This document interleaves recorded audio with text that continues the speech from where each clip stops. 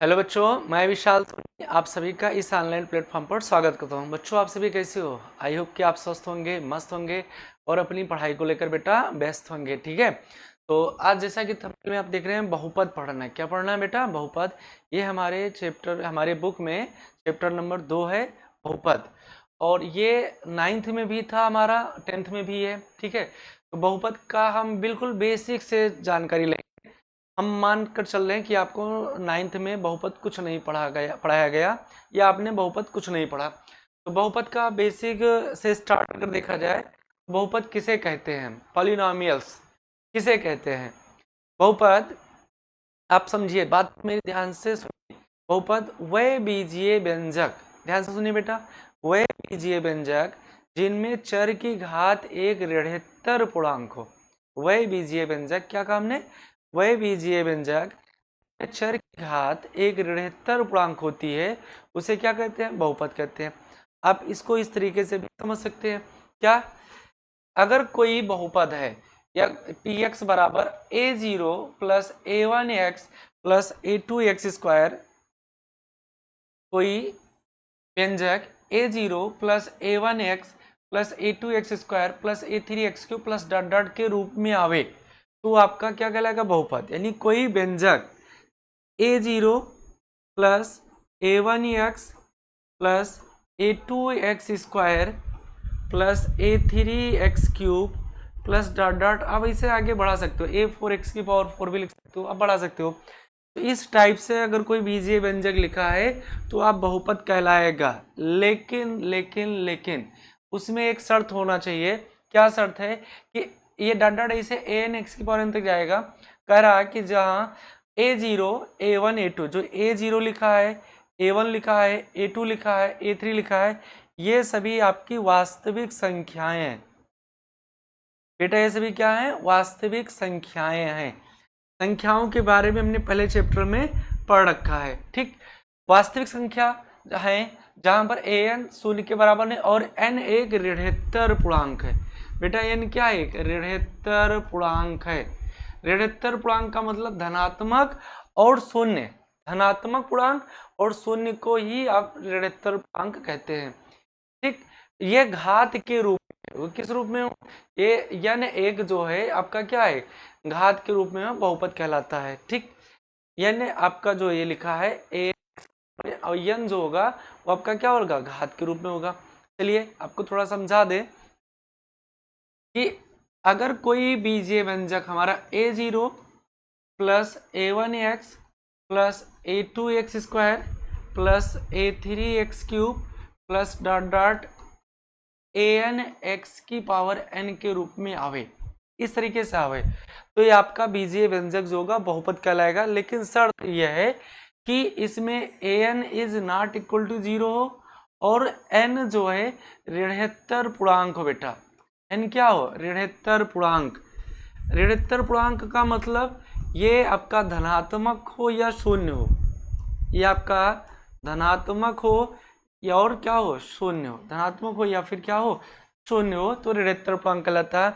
यानी आपका जो घात है, यानी ये घात जो है ये आपका 0 हो सकता है, 1 हो सकता है, 2 हो सकता है, 3 हो सकता है, 4 हो सकता है, 5 हो सकता है, डॉट डॉट। लेकिन कभी भी माइनस में घात नहीं होगा। अगर बेटा माइनस में हो जाए तो ऋणात्तर पूर्णांक नहीं होगा। ठीक है, चलिए आगे हम देखते हैं। बहुपद का डेफिनेशन हो गया। इसके बाद में बहुपद के प्रकार। बहुपद के बेटा क्या जानना है? प्रकार। बहुपद बेटा दो प्रकार के होते हैं, एक पद के आधार पर कहलाते हैं और एक घात के आधार पर। पद के आधार पर और एक घात। तो बेटा पद के आधार पर देखा जाए तो आपका द्विपदीय बहुपद पहला कौन सा है? एक पदीय बहुपद, फिर द्विपदीय, इसमें छूट गया एक, पढ़ा लीजिए। एक पदीय बहुपद, एक पदीय बहुपद। ठीक है, एक पदीय बहुपद, द्विपदीय बहुपद, त्रिपदीय बहुपद, शून्य पदीय बहुपद, चतुर्थ पदीय बहुपद भी कह सकते हैं इसे। ये पद के आधार पर। घात के आधार पर देखा जाए तो आपका रैखिक बहुपद होगा, द्विघात बहुपद होगा, त्रिघात बहुपद होगा, चतुर्थ घात बहुपद होगा, ऐसे होता चला जाएगा। तो द्विपदीय बहुपद, एक पदीय बहुपद, बहुपदों के बारे में पहले हम जानते हैं। एक पदीय बहुपद क्या है इसको समझते हैं पहले। एक पदीय बहुपद, एक पदीय बहुपद, बेटा ध्यान समझो। एक पदीय बहुपद क्या है कि जब किसी बहुपद में एक पद हो, जब किसी बहुपद में कितने पद हो, एक पद हो, तो आपका एक पदीय बहुपद कहलाता है। जैसे लिख दिया जाए x, 3x, ax, ठीक है, ये सभी आपके एक पदीय बहुपद। इसमें a का मान किसी भी कीमत पर शून्य नहीं होगा। ये सभी आपके क्या एक पदीय बहुपद। भाई पद के आधार पर ही इसका नाम पड़ गया। जब किसी बहुपद में एक पद हो तो उसे एक पदीय बहुपद कहते हैं, दो पद हो तो उसे द्विपदीय बहुपद कहते हैं, तीन पद हो बेटा तो उसे तीन पदीय बहुपद कहते हैं, चार पद हो तो उसे चतुर्थ पदीय या चार पदीय बहुपद कहते हैं। ठीक, ये बहुपद के प्रकार। त्रिपदीय का मतलब जिसमें तीन पद हो। एग्जाम्पल लिख दिया जैसे a x square plus b x plus c. द्विघात द्विपदीय बहुपद मतलब जैसे लिख दिया ए एक्स प्लस बी, इसमें ए का मान शून्य नहीं होगा। या आप इसको इस तरीके से भी कह सकते हो, द्विपदीय बहुपद आपका आ गया जैसे 3x प्लस 5, त्रिपदीय बहुपद आ गया 3x square plus 7x plus 8। शून्य पदीय बहुपद मतलब जैसे 0x आ जाए। एक पदीय बहुपद का मतलब 3x आ जाए। ये आपका बहुपद हो के पद के आधार पर बहुपद के प्रकार हो गए। शून्य पदीय बहुपद मतलब जिसमें चर के सभी गुणांक शून्य हो जाए, तो बेटा उसे कहते हैं शून्य पदीय बहुपद। ठीक है। रैखिक बहुपद, रैखिक बहुपद का मतलब जब किसी बहुपद में जो वेरिएबल यानी चर है उनकी पावर एक हो जाए तो उसे कहते हैं रैखिक बहुपद। जैसे हमने लिखा 3x, ये आपका रैखिक बहुपद है, रैखिक बहुपद है।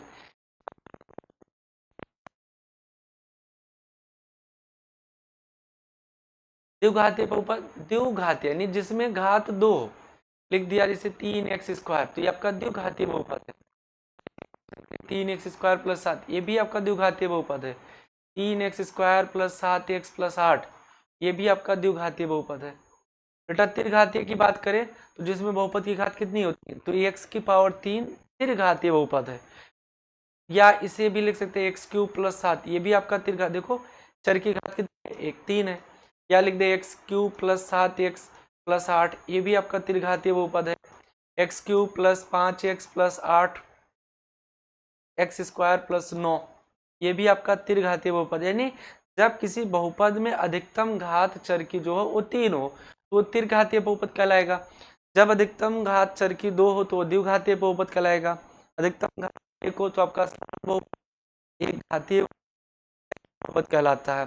तो बहुपद के प्रकार बेटा समझ पाए।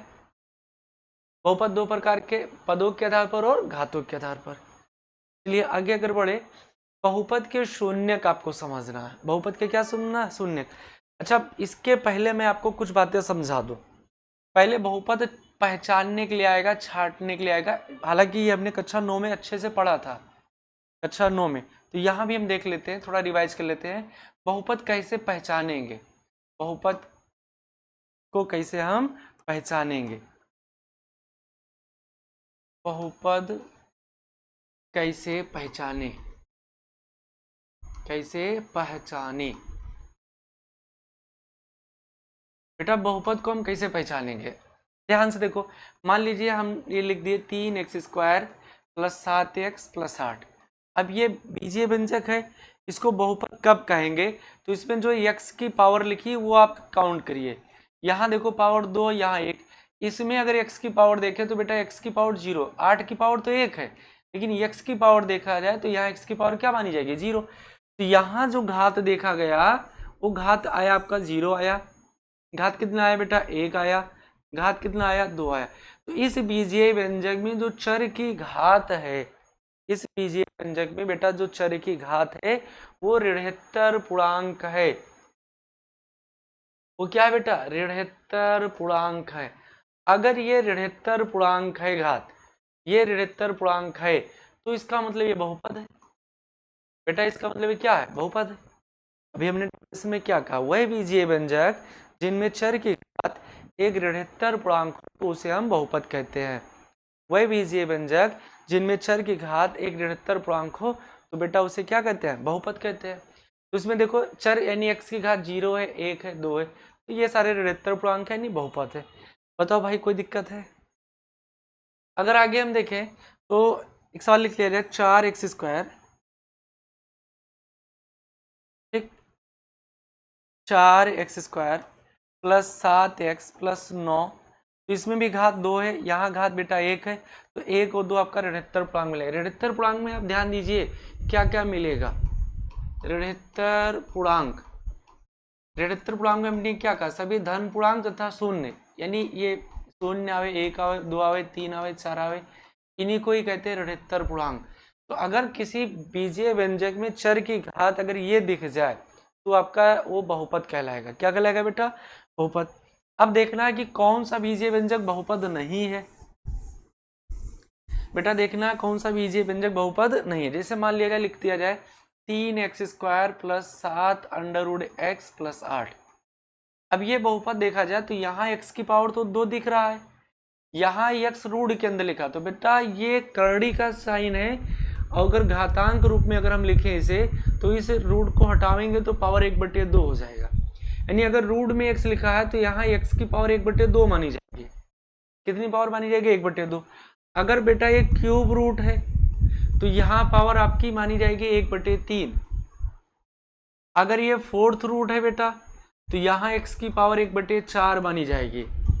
अगर एनवा रूट है यहाँ पर तो बेटा x की पावर 1/n माना जाएगा। तो कहने मतलब अगर स्क्वायर रूट है तो पावर x की कितनी, 1/2। तो यहाँ ये स्क्वायर रूट तो लगा है, वर्गमूल का ही तो चिन्ह है, तो यहाँ पर x की पावर कितनी है, 1/2। और 1/2 हमारा ऋणात्तर पूर्णांक नहीं है। अगर 1/2 ऋणात्तर पूर्णांक नहीं है तो इसका मतलब बहुपद भी नहीं है। इसका मतलब ये बीजीय व्यंजक मेरा बहुपद नहीं है। रीजन में लिख सकते हो, चूंकि इसमें x की घात 1/2 है जो ऋणात्तर पूर्णांक नहीं है, इसलिए बहुपद नहीं है। बात समझ पाए हमारी। अगला कौन सा टाइप बहुपद नहीं होगा, ये बात देखा जाए। मान लिया जाए सवाल लिखा 3x² प्लस बेटा लिख दिया जाए 7/x प्लस 9 लिख दिया गया। अब यहाँ पावर 2 ये ऋणात्तर पूर्णांक है, यहाँ पावर 1 है, ये भी ऋणात्तर पूर्णांक है। लेकिन बात को ध्यान से सुनो, जब हमने बहुपद का डेफिनेशन आपको बताया था, तो बहुपद के डेफिनेशन को अगर गौर से देखो तो यहाँ भी हमने जो x लिखा है, बताओ कोई x बटे में है, कोई भी x बटे में है वाला पद कोई बटे में नहीं है, ठीक है। यानी जो वो इसी रूप में होना चाहिए, जो भी बहुपद बने वो इसी रूप में होना चाहिए। कौन से रूप में, a0 plus a1x plus a2x² plus dot, इस रूप में होना चाहिए। जबकि यहाँ x बेटा देखो कहाँ आ गया, बटे में आ गया, वो बटे में आ गया, तो इसका मतलब बहुपद नहीं है। क्यों नहीं है, और डिटेल देखें तो बेटा अगर इसको हम ऊपर लेकर चले जाए, भाई किसी बच्चे के दिमाग में आया होगा सर इसको हम ऊपर लेकर चले गए, तो भाई इसको ऊपर लेकर जाओगे तुरंत x की पावर -1 हो जाएगा, और -1 ऋणात्तर पूर्णांक नहीं है, तो इसका मतलब कुल मिलाकर बहुपद नहीं है। ये तो थे सारे आपके। अब गांव में तमाम ऐसे लोग मिलते हैं, बच्चों से पूछते हैं कि भाई बताओ बहुपद है कि नहीं है, तो फिर आप उन सबको क्या जवाब देंगे, और वो बहुत अटपटा सवाल पूछेंगे। लिख देंगे कि 3x² प्लस 4x/x प्लस 9 बताओ बहुपद है कि नहीं। तो अभी बच्चा देखा कि बटे में x था, बहुपद नहीं। लेकिन बेटा इसको सरल करें, x से x सरल हो गया, तो आपके पास बचा 3x² प्लस 4 प्लस 9, ये बहुपद है। यह सवाल आ जाए कि x³ प्लस 5x/x² प्लस 7, इसको सरल करेंगे तो बटे में x बचेगा आपका, तो जो बटे में भी x बचा तो ये बहुपद नहीं है। यानी जब इस तरीके से घुमा फिरा कर सवाल दे तो बेटा पहले आप उसे सरल कर लिया करें, और सरल करने के बाद देखो अगर यानी x लिखा हो, y लिखा हो, अगर उसकी घात ऋणात्तर पूर्णांक है, ऋणात्तर पूर्णांक का मतलब 0 आवे, 1 आवे, 2 आवे, 3 डॉट डॉट आवे, तो आप कहोगे कि बहुपद है। अगर नहीं आ रहा तो फिर बहुपद नहीं है। क्लियर हुआ भाई, ये बहुपद के प्रकार हो गए। अब बेटा हम समझते हैं बहुपद के शून्य किसे कहते हैं। बहुपद के शून्य, शून्य किसे कहते हैं, अगर कोई वास्तविक संख्या a है, किसी बहुपद px का शून्य कहलाती है कब, अगर pa बराबर 0 आ जाए। यानी अगर कोई बहुपद है x प्लस 5, इसमें इस बहुपद इसको मान लेते हैं बेटा px। ध्यान से देखो, अगर कोई बहुपद आपका px बराबर लिखा है x प्लस 5 लिखा है, अब अगर कहा जाए कि इसका -5 शून्य है कि नहीं है, तो इस बहुपद में आप x के स्थान पर -5 लिखिए, और बहुपद में अगर x के स्थान पर -5 लिखते हैं तो बेटा देखो सरल करने पर 0 आ रहा है। अगर p-5 का मान 0 आ गया तो इसका मतलब -5 शून्यक है। यही सवाल कर रहा है। वास्तविक संख्या a, कोई वास्तविक संख्या a किसी बहुपद px का शून्य कहलाती है। कब कहलाती है? जब pa यानी ये वैल्यू बहुपद में रखने पर बराबर 0 आ जाए तो शून्य कहलाएगी, अगर 0 ना आए तो शून्य नहीं है। क्लियर हुआ बात? अब इसको इस तरीके से भी समझ सकते हो, चर का वह मान जिससे बहुपद का मान शून्य हो जाए। चर का वह मान जिससे बहुपद का मान शून्य हो जाए शून्य कहलाता है। क्या कहलाता है बेटा? शून्य। जैसे ये x+5 मेरा बहुपद था, इसमें x का मान हमने -5 लिया, ये +5 क्या आ गया? 0 आ गया। तो इसका मतलब ये -5 इस बहुपद का शून्यक है। -5 इस बहुपद का क्या? शून्यक है। या x+3 ले लिया, अब x के स्थान में -3 लिखेंगे, +3 लिखेंगे, ये 0 आ जाएगा। तो 0 अगर आ रहा तो इसका मतलब -3 आपका क्या है? शून्यक है। लेकिन ये x+7 है और x के स्थान में 5 लिख दे तो 5+7 बेटा 12 हो गया। ये शून्य नहीं है, तो इसका मतलब 5 आपका शून्यक नहीं है। बताओ किसी भाई को कोई दिक्कत है? शून्यक का मतलब चर का वह मान बहुपद को शून्य कर दे, बहुपद को क्या कर दे? शून्य वैल्यू दे दे, तो आपका शून्यक कहलाएगा। क्या कहलाएगा? शून्यक कहलाएगा। किसी भी भाई को कोई दिक्कत हो तो बताओ हमें, आप कोई समस्या हो, कोई परेशानी हो तो आप बता सकते हो।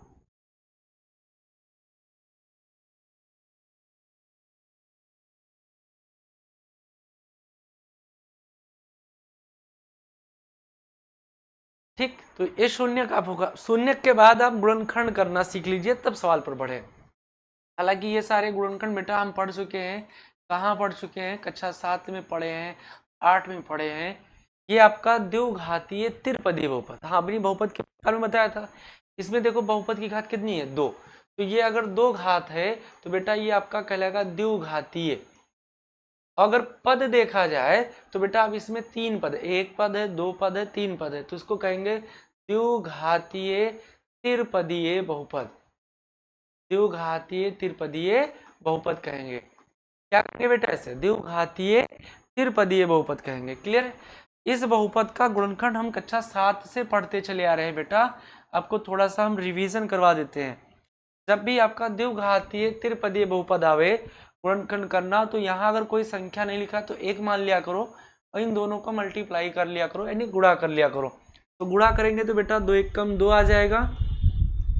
अब इस 2 के ऐसे 2 गुणनखंड ढूंढने हैं, इस 2 के ऐसे गुणनखंड ढूंढने हैं कि गुणा करने तो बेटा 2 आवे, लेकिन ये चिन्ह देखो प्लस का है, तो अगर ये प्लस है तो ये जोड़ने पर आना चाहिए। वैसे भी आप देखो यहाँ भी प्लस था, यहाँ भी प्लस था, तो ये प्लस ही तो हुआ। तो गुणा करने पर 2 आवे और जोड़ने पर 3 आवे। गुणा करने पर बेटा 2 आवे और जोड़ने पर क्या आवे? 3 आवे। तो हम जानते हैं 2 1 कम 2 और 2 + 1 बेटा कितना होगा? 3 होगा। तो गुणनखंड हुआ हमारा 2 और 1। क्या फैक्टर बना? 2 और 1। चलिए गुणनखंड कर लेते हैं। ये आपका मेथड कौन सा? मध्य पद को 2 भागों में बांटकर गुणनखंड करना। हम पूर्ण वर्ग विधि से भी गुणनखंड करना जानते हैं।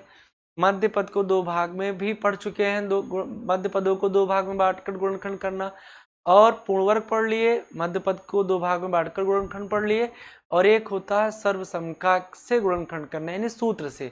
तो सारी टॉपिक हम पढ़ेंगे बट ठीक है। तो x² प्लस आपका गुणा करने पर 2 जोड़ने पर 3, गुणनखंड क्या बना? 2 और 1।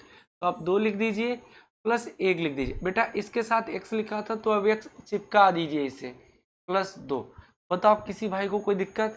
ब्रैकेट को अगर हम खोलते हैं तो बाहर प्लस है तो गुणा होगा प्लस प्लस प्लस 2x हो जाएगा, प्लस प्लस प्लस यहाँ 1x हो जाएगा, और प्लस बेटा ये आपका 2 दिया है। 4 पद थे तो हमने 2 2 पद साथ में ले लिया। यहाँ कॉमन ढूंढेंगे तो इधर इधर x², तो बेटा कम पावर ही कॉमन होता है। भाग करेंगे तो x बचेगा, यहाँ भाग करेंगे तो आपका 2 आ जाएगा। बेटा यहाँ 1 लिखा है, यहाँ 2, 1 और 2 में 1 कॉमन है, x + 2 आ जाएगा। फिर अगर देखें तो हम कॉमन हम मानते क्या है? x + 2। देखो क्या कॉमन है? x + 2 मिल रहा है, यहाँ x + 1।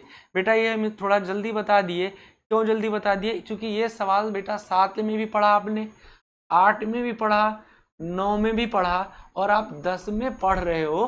तो ये आपको इतना बहुत पर्याप्त है। क्लियर है? इस तरीके से द्विघातीय त्रिपदीय बहुपद आवे तो गुणनखंड हम करेंगे। चलिए सवाल की तरफ चलते हैं बेटा। सवाल आपके लिए है प्यारा सा सवाल, निम्न बहुपदों के शून्य ज्ञात करो। तो अभी हम आज इतना ही सीखेंगे, शून्य को तथा गुणांकों के बीच संबंध की जांच कल की क्लास में देखेंगे। आज हम शून्य निकालना सीखते हैं। पहला सवाल है x square minus 2x minus 8, x square minus 2x minus 8, x square minus 2x minus 8। अब इस बहुपद का शून्य निकालना है।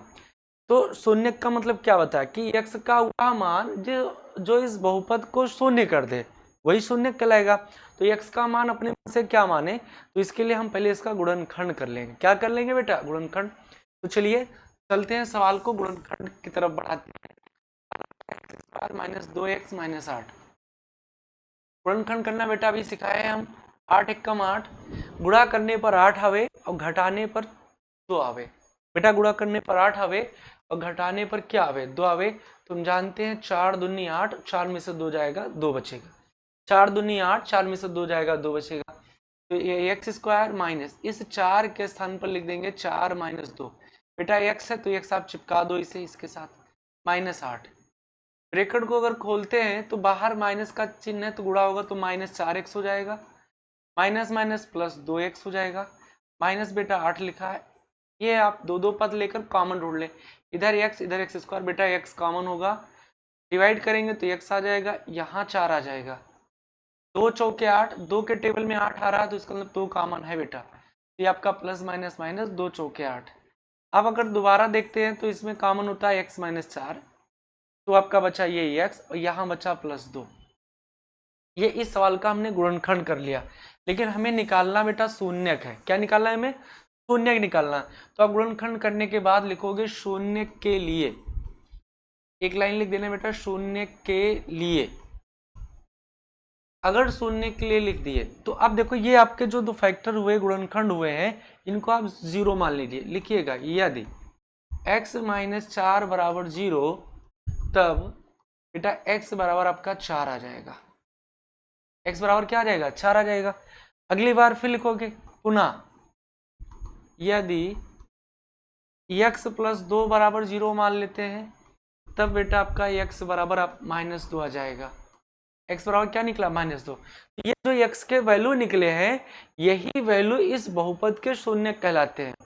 x के जो वैल्यू निकाले गए हैं यही इस बहुपद के क्या कहलाते हैं? शून्य कहलाते हैं। लिख दीजिएगा लास्ट में, अतः दिए गए बहुपद के शून्यक, दिए गए बहुपद के शून्यक क्या निकाला? पहला वैल्यू 4 और दूसरा क्या आया? माइनस 2 है। दिए गए बहुपद के शून्य 4 का माइनस 2 है। दिए गए बहुपद के शून्य क्या बेटा? 4 का माइनस 2 है। दिए गए बहुपद के शून्य क्या बेटा? 4 का माइनस 2 है। इस तरीके से आप सवाल के शून्य यानी बहुपद के शून्य निकाल सकते हैं। किसी भाई को कोई दिक्कत हो बताओ हमें। बहुपद के आप शून्य किस तरीके से निकाल सकते हैं। क्लियर है? आगे जो सवाल आपका दिया है बेटा इसमें ये सारे सवाल हम आपको होमवर्क में दे रहे हैं। ये सवाल आपका सारा होमवर्क में ये करिएगा और कल बताइएगा। इसमें एक आपको रैखिक बहुपद का शून्य निकालना बता दे। मान लीजिए 3x प्लस 5 इसका शून्य पूछ रहा है, तो इसका शून्य पूछ रहा है तो पहले इसको क्या मान लेंगे? 0 मान लेंगे। अब यहाँ से x की वैल्यू आप निकाल लीजिए। x की वैल्यू अगर निकालते हैं तो 3x बराबर प्लस 5 तो माइनस 5 हो जाएगा। x बराबर आपका हो जाएगा माइनस 5/3। ये आपका शून्य लिख देंगे। अतः क्या लिखोगे भाई? अतः दिए गए बहुपद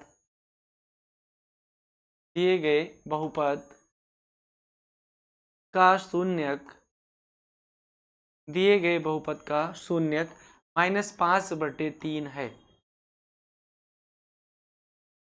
बस।